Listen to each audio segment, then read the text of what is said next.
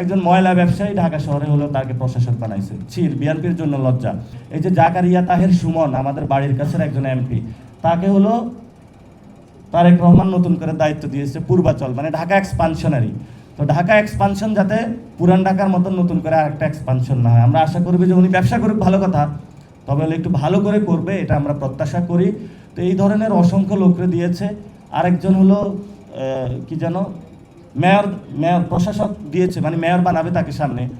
সে হলো বিভিন্ন গিয়ে একটা স্ট্যাটাস দিল যে ঢাকা শহরে হলো ড্রেনেজ সিস্টেম বা মানুষ ময়লা ফেলায় এই জন্য। তা আপনি ময়লার ব্যবসা করবেন, মানুষ হলো ময়লা বাসা থেকে নেওয়ার সময় 50 টাকার জায়গায় 120 টাকা দিবেন। একজন ময়লা ব্যবসায়ী ঢাকা শহরে হলো তাকে প্রশাসক বানাইছে। ছির বিএনপির জন্য লজ্জা। এবং এই লোক গলা সমান ঢাকা শহরে পানি, সে হলো স্ট্যাটাস দিয়ে বেড়াচ্ছে, মানুষ পলিথিন ফেলায়, এই জন্য হলো ঢাকা শহরে হলো এই প্রবলেম হয়েছে। তো আমরা আসলে কোথায় কথা বলবো আর কোথায় বলবো না, আমাদের সমগ্র সেক্টর সর্বাঙ্গে ব্যথা, ওষুধ দিব কোথা। এখন বিএনপির হলো সর্বাঙ্গে পচা জিনিস, এই পচা জিনিস নিয়ে আমাদের আসলে আলোচনার সুযোগ নাই। এবং নতুন করে আমরা কিভাবে ঘুরে দাঁড়াবো সেই ইনস্ট্রাকশনও প্রয়োজন আমাদের, এবং সামগ্রিকভাবে আমরা পিছনে কি হয়েছে সেগুলো মনে করতে চাই না।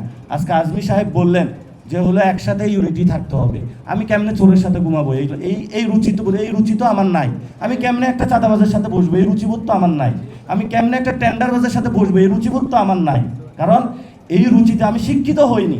ফলত আমাদের স্ট্যান্ডার্ড মানে যেই ইউনিটি, সেটা হলো ভাই আপনি ভালো লোক হইতে হবে।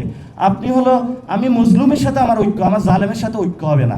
যে 17 বছর ধরে হলো জালেম ছিল, যে 17 বছর মুসলিম ছিল, সে যদি এখন জালেম হয়ে যায় তাহলে আমি মুসলিমের পক্ষে থাকবো, আমি জালেমের সাথে বসবো না। আমি কারণ জালেমের তখ্তে তাগুত ভাঙাই হলো আমার রেসপন্সিবিলিটি, আমি তার সাথে কোনো নেগোসিয়েশনে নাই। ওটা যদি হইতাম তাহলে আজকে জুনায়েদ সাকি হয়ে যাইতাম, আর জুতা টানার লোক সৃষ্টি হয়েছে রাশেদ খান, ওরা হয়ে যাইতাম, আমার বন্ধু নূর তাহলে সে হয়ে যেতাম। ওগুলো হলো পচা মাল, এই পচা মালদের সাথে আমরা বুঝতে রাজি না। আমাদের নতুন করে শুরু হবো, আমরা 2 জন শুরু করব, 3 জন হই শুরু করব, সমস্যা নেই, আল্লাহ আছে উপরে, আল্লাহ সহায়ক। আমরা ক্যাম্পাসে হলো 5-6 জন মিলে কাজ শুরু করেছিলাম, আল্লাহ আমাদেরকে বরকত দিয়েছে।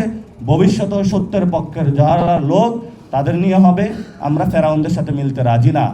আমরা কম হই, আমরা হলো হুসাইনিয়া বংশধর, যে হুসাইনিয়া বংশধর ফুরাত নদীতে পানি না থাকলেও ইয়াজিদের কাছে জীবন আত্মসমর্পণ করে নাই, মৃত্যুবরণ করবো, ইয়াজিদের কাছে আত্মসমর্পণ করবো না। একটা স্কুল নেই, স্কুলগুলোতে গিয়েছে যারা শিক্ষক, 10টার শিক্ষক 12টায় আসে, 12টার শিক্ষক 4টায় আসে। স্কুলের ম্যানেজিং কমিটির সভাপতি দেওয়া হয়েছে, যেখানে আমরা বলেছিলাম সবচেয়ে ভালো মানুষটাকে দেওয়া হবে, ওই এলাকার নাম্বার 1 ক্রিমিনালকে হলে স্কুল কমিটি সভাপতি বানানো হয়েছে।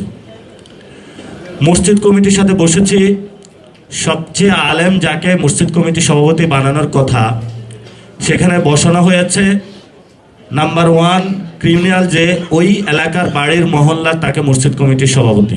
আওয়ামী লীগের আমলে পালায়া গেছে। বললো চেয়ারম্যান কই, বললো চেয়ারম্যানও নাই। মেম্বার কই, কিছু কিছু মেম্বার আছে, এদেরকে হলো রাতে টর্চ মারলে পাওয়া যায়, দিনের বেলায় তো এদেরকে খুঁজেও পাওয়া যায় না। বাকি আছে আমাদের এমপি সাহেব, এখন আমরা সবাই মিলে এমপি সাহেবকে ধরতে হবে।